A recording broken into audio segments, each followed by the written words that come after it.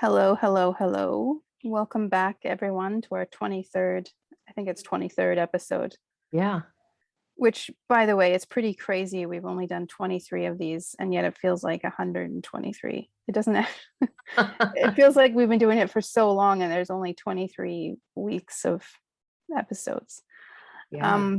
But I wanted to start by thanking all of our faithful listeners who keep coming back each week to support our little baby podcast, even in this crazy time. We appreciate your ears and your feedback, although we were sort of hoping for more hate mail, but we haven't had very much of that.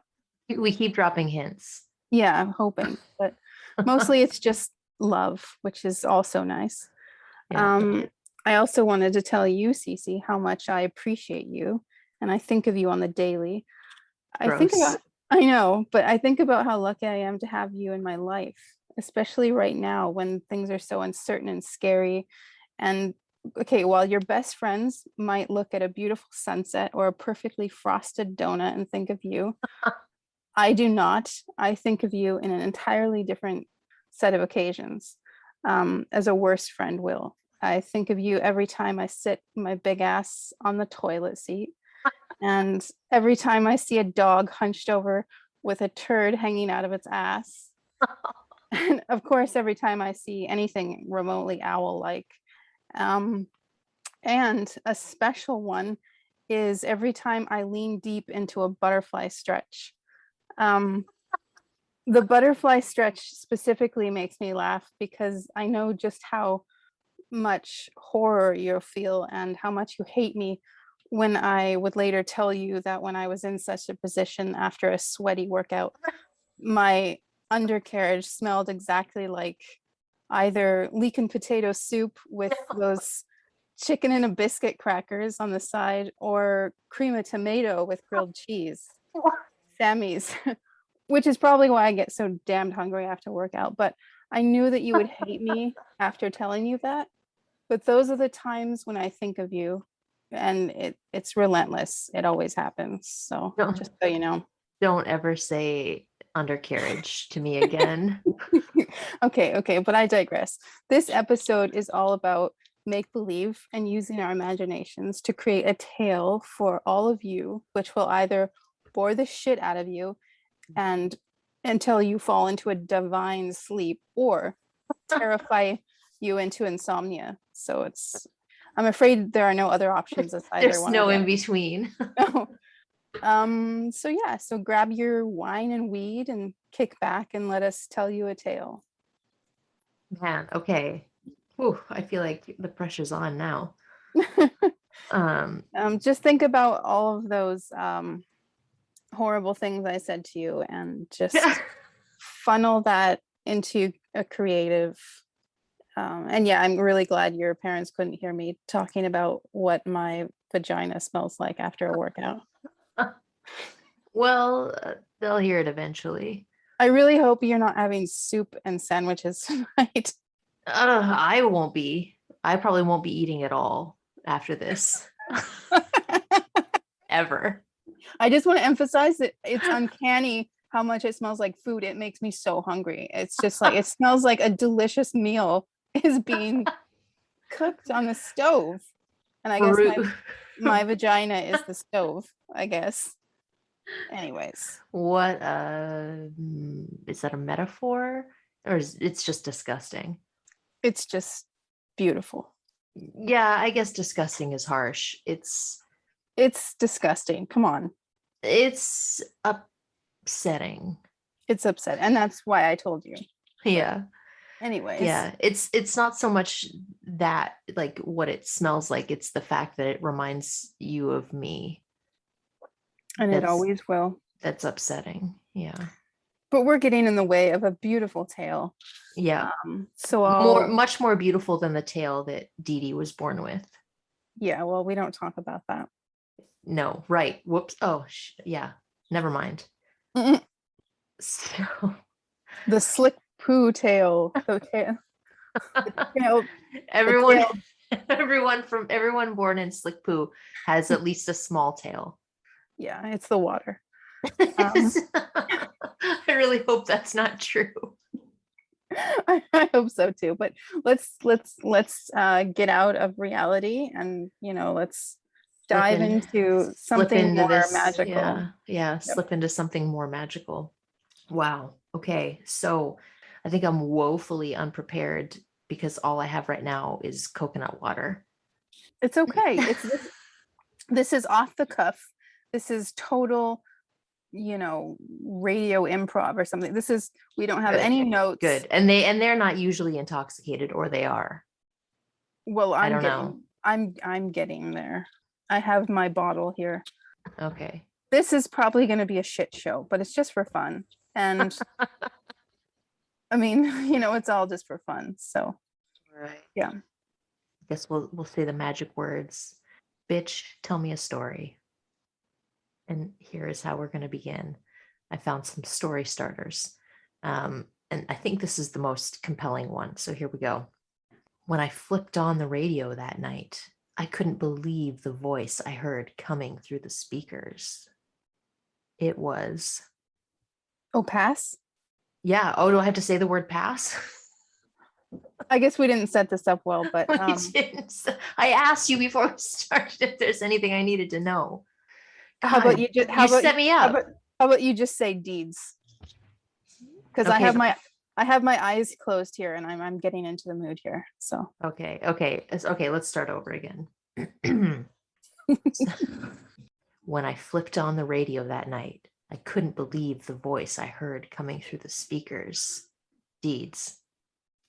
it was a sound like I'd never heard before. A farting reptilian noise that was burbling out of this radio. I found this radio on a thrift store shelf way back in the 70s. That doesn't make sense. It's fictional.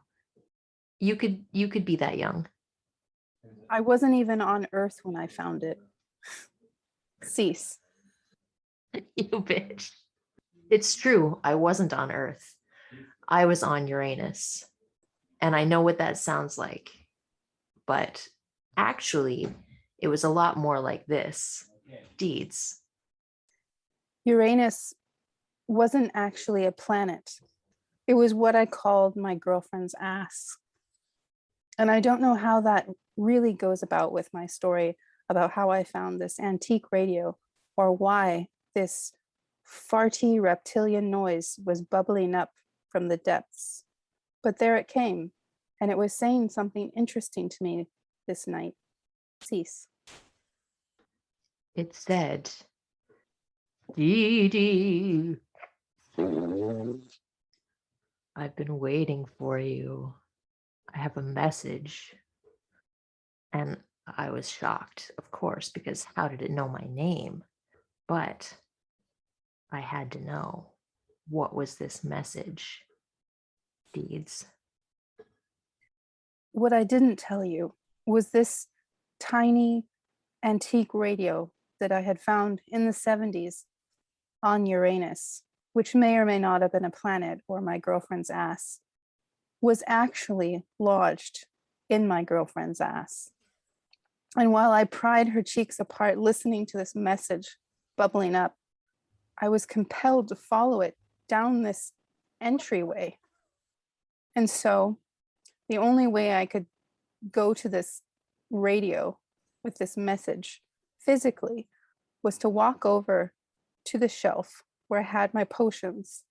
And on my shelf were these potions, and one of my favorite potions was a shrinking potion.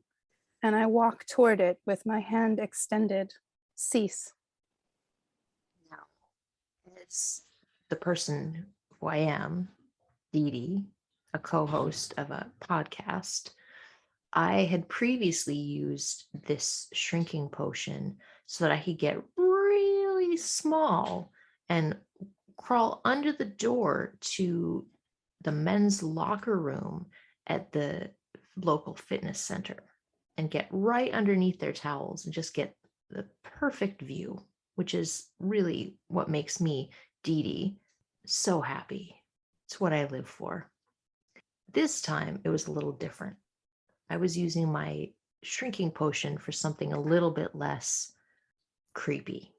in order to identify the source of this radio transmission that sounded a lot like reptilian farts, which at this moment I can't imagine what that would even sound like, but I assure you I know it when I hear it. I took my shrinking potion, and part of the way it works is that it lets out all of the gases in my body. So it's basically just a giant fart potion. Deeds. I coalesced into a beautiful fart cloud. Sorry. Farts. Farts are funny to say. But I turned into this beautiful cloud and I wafted toward wafted toward my sleeping beauty, my girlfriend. And before I parted her cheeks, I wondered to myself, is this considered rape? Because she's asleep. And I don't think at this point in our relationship had I gone inside of the back. But I knew that this was important because she didn't know that she had this radio inside of her. I don't know how it got up there, but I know that I needed to find a way in and hear this message. I thought it was important. It could have been an alien message. So I converged with all of my fart cloud and entered silently into her body. Cease. And as I did so, I realized that as opposed to committing a crime, I was actually committing an act of science. Therefore, it was okay. That's how it works, right? With science, pretty sure. So I entered into the darkness and immediately realized I'd forgotten my nose plugs, which weren't really nose plugs, but just two halves of a tampon I had cut, but it's still effective. Now, as I scrambled around trying to find my way in the darkness, something landed on me, right on my face. And what was it? I bet you can guess, Didi.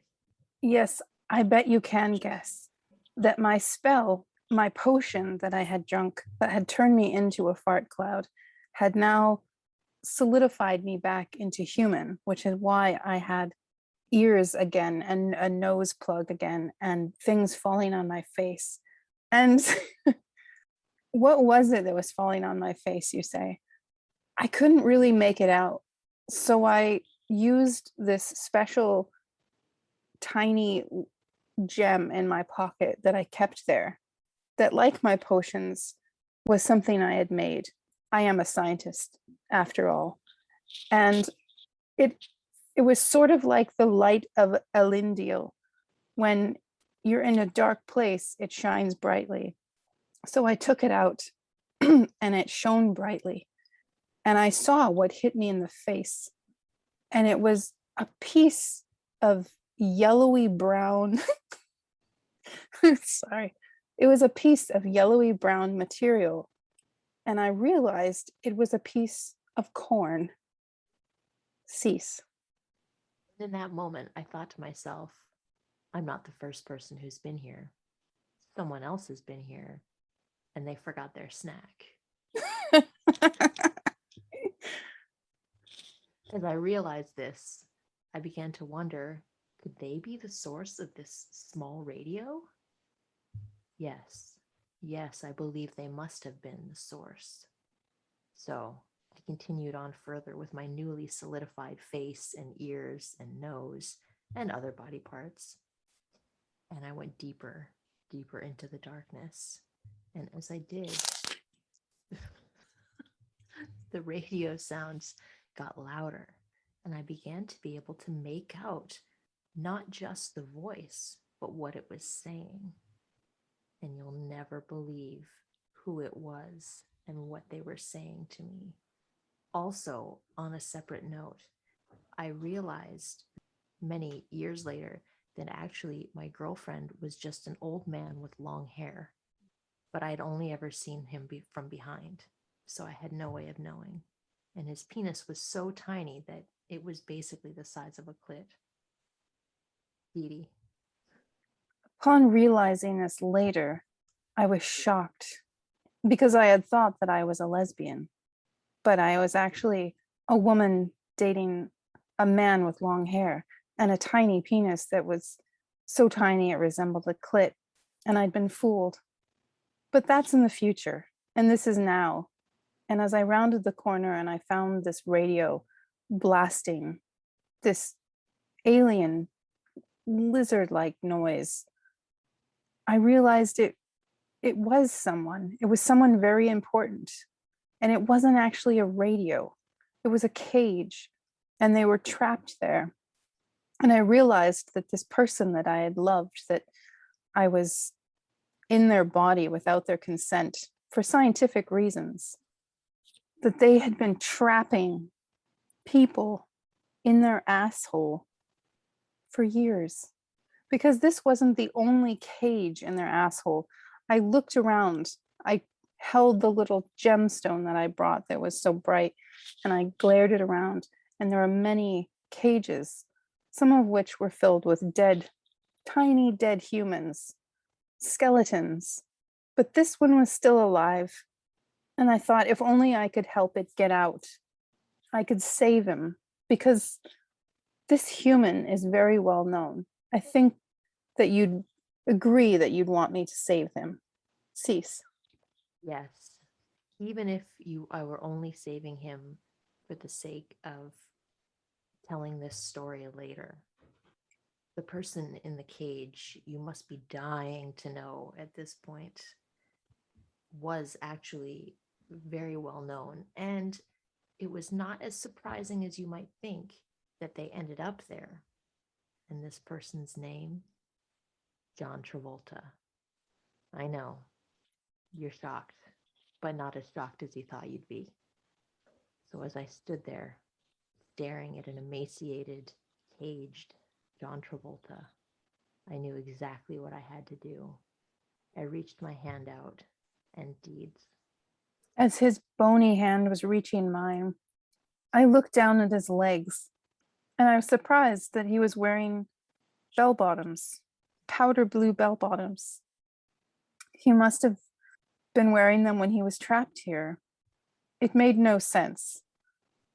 But as I reached out for his hand and to figure out a way to get him out, I looked to my side, and there was something green and something pulsating. And as it pulsated, it got bigger and bigger and bigger until it exploded all over everything in the room, everything, my face, Travolta. He was drowning in this goo that has exploded everywhere.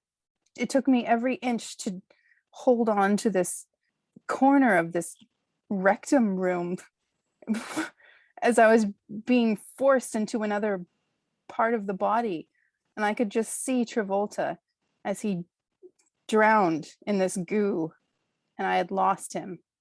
And I realized as he drowned that the gurgling lizard farting noises had finally ceased. The source that I had come to find was finally gone. But at that point, I was fighting for my life, and this river of goo washed me away. Cease. As I was being washed away by this putrid, fetid, green river of sludge, I thought to myself, God, I'm hungry. I did still have that piece of corn, but I didn't have time. I closed my eyes and accepted that I was just going to have to go with the flow, as they say, and hope that I ended up in a better place. And I realized, as I was thinking about how I got there and where I was going to end up, that the sound I had heard, that reptilian, gurgling sound that almost sounded like it was calling my name, had just been horrible, horrible gas inside a human's digestive system. One of the worst places you can find yourself. And as I thought this to myself, I realized, Didi, I realized that I actually did have time and I was hungry. So I maneuvered my way through the sludge and grabbed hold of the side, much like one would grab hold of a riverbank, and slowly pulled myself up. And I took that piece of half digested corn and I took some of the sludge and I built a little campfire and I made myself a little dinner of sludge and half digested corn from my female/male lover's ass. And as I pondered this, exactly how I got here, how did this happen? Why am I here? How can they not feel that I've made a fire inside of them and their asshole and burning up, and still they sleep soundly and they don't know any of this is happening? How is this all happening? I pondered all of these things over this, what actually was a wonderful meal. I pondered these things and I came to this conclusion. Cease. the conclusion was that I'm pretty sure this is what heartburn is. And the fact that I've had heartburn means that someone else has turned themselves into a fart and crawled up inside me and eaten my leftover half digested food. And so, and that every time, and now every time I eat corn, I know that I could be saving a life, a tiny, tiny, 40 little life. And I smile to myself and to my corn. But I digress. I realized something else important that day or night or whenever it was. Who even knows? There's no sun inside someone's butt. I realized you really can be complete with another person, even if you don't really know who they are at all. You never know. One day you could be stuck up inside them, starving, drowning in a river of sludge. And then you realize they're all you ever needed. You can eat that sludge. Somehow, you can start a fire down there, even though you didn't bring matches or a lighter or anything. It's amazing. How do you even light sludge on fire, you may be asking? I don't even know. It's like magic. It just can't, you just can. And you might be saying, this is really sloppy storytelling. And I might say, shut the fuck up. Go read a book if you want a better story. Why are you listening to a podcast? But anyway, I ended up, after my delicious, romantic meal, I thought, I'm pretty sleepy, so I'm going to take a nap. And when I woke up, there I was in bed, lying next to my beloved, like nothing had ever happened, except for Didi. Except for the fact that my beloved was in pieces everywhere, all over the room. I had fallen asleep after my decadent meal inside of my lover, marveling at their beautiful insides and knowing that once I was out, I was going to have a whole new perspective on us and on life, because I'd been inside of them in a way that no one had ever been inside of their love. I knew this would be a moment that our relationship would grow, and I fell asleep happy. But I fell asleep forgetting that my potions had time limits. And I fell asleep, and while I was sleeping, I grew to my normal size within my beloved, and they exploded everywhere. I didn't know I was asleep, and I stayed asleep because I'm a deep sleeper. But when I woke up, they were everywhere, all over the walls, all over our bed. All of the noise and the farting alien noises were gone, just silence. As I pondered again, I pondered that science did all of this. Cease. Then I realized that the real science was actually what went into manufacturing the tab of acid I had taken, more specifically, the 5 tabs. And I wasn't sure if I was really awake or if this was another part of my trip or if it was maybe both. And I actually really was magical and scientific, or maybe I had just torn apart my partner. I might never know, because that's what people who are co-hosts of podcasts named Didi do on the weekends. We're just that kind of depraved and deviant. And I just hope that my co-host Cece forgives me, Didi. All of these thoughts swirled in my head as loud music thumped around and lights shone in my eyes, and I realized, yes, a lesbian, but my girlfriend wasn't lying on the bed next to me. She was gyrating on my leg. She was alive. She hadn't blown up, or had she? I couldn't really tell. I was completely fucked. I had taken so much acid, and I realized that I was actually a star. I was a star in Euphoria. I was on the dance floor and there were lights and drugs and my girlfriend. And I realized I wasn't doing a podcast at all. I was in a drug trip. I had never been in someone's ass. I had never lit that fire. And she had never blown up. Everything was just a fucking drug trip. Cease.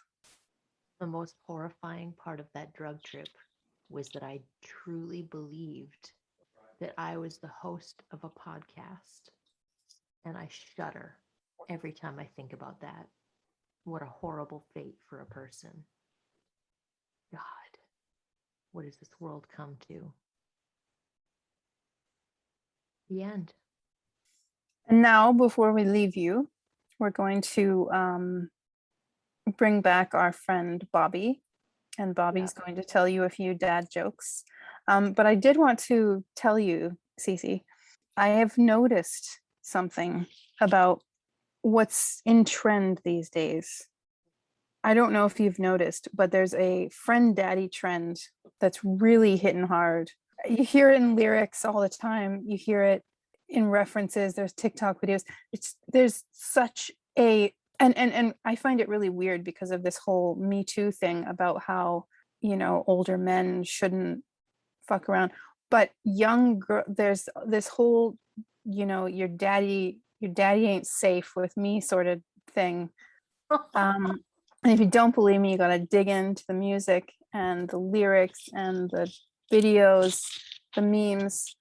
Yeah, so I thought it would be a fun trend to hop onto since we take advice from Gen Z sometimes.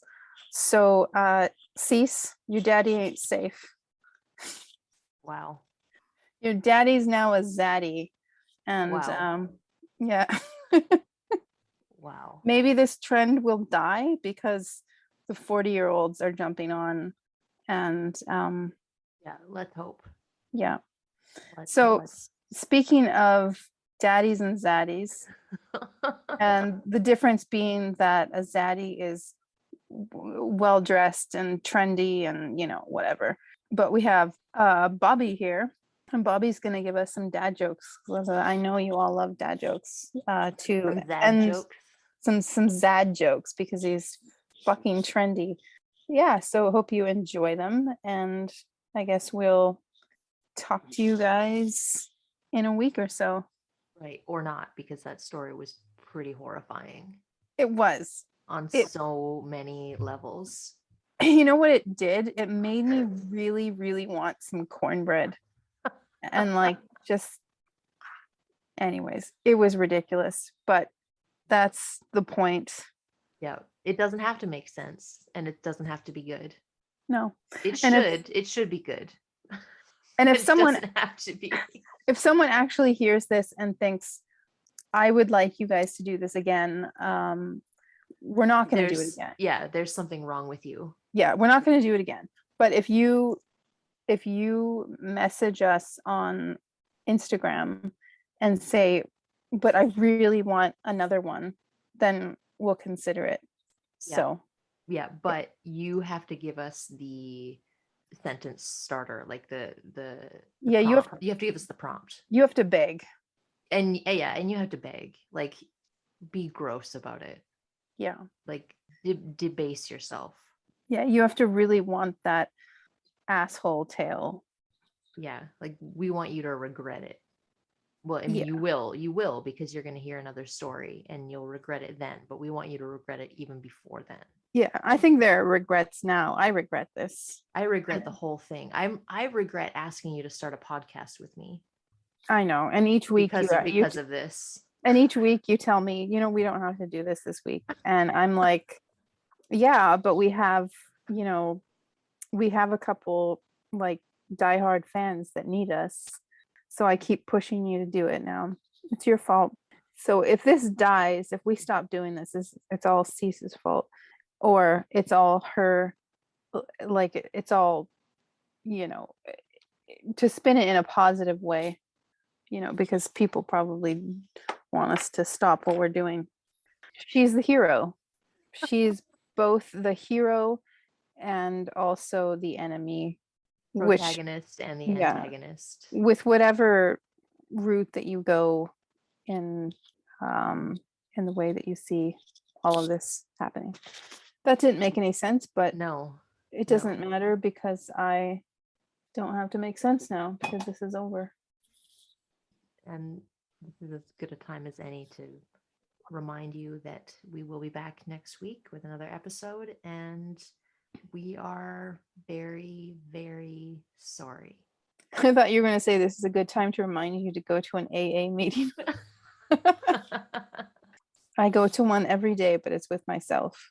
Yeah, so cut to Bob B, and we'll see what he has to say. Did you know that almost all garden gnomes have small red hats? I didn't realize it was Yes. all of them. Well, it's a little gnome fact. Okay, this is the best joke ever in the world. A man goes into a bar with a small amphibian on his shoulder, and the bartender says, "Hey, nice amphibian, what's his name?" And the man says, "Tiny, because he is minute." Okay, where do rainbows go when they are bad? When they're bad. I don't know. Prism, but it's a light sentence. But I'm